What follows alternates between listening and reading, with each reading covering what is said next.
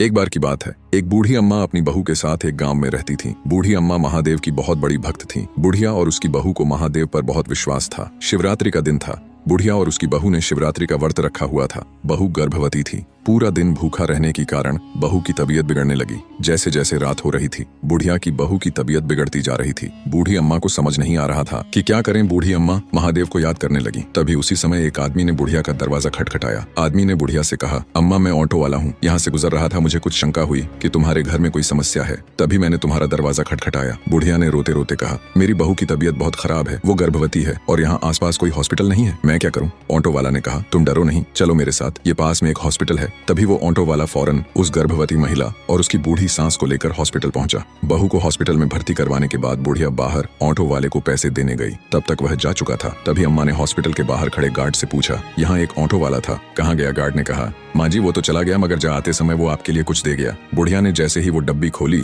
उसमें से एक छोटा सा त्रिशूल निकला और साथ में एक पर्ची निकली जिसमें लिखा था, अम्मा तेरा व्रत पूरा हो गया है, कुछ खा लेना। बुढ़िया त्रिशूल देखकर रोने लगी और सोचने लगी कि भोलेनाथ सच में हर पल हमारे साथ ही थे।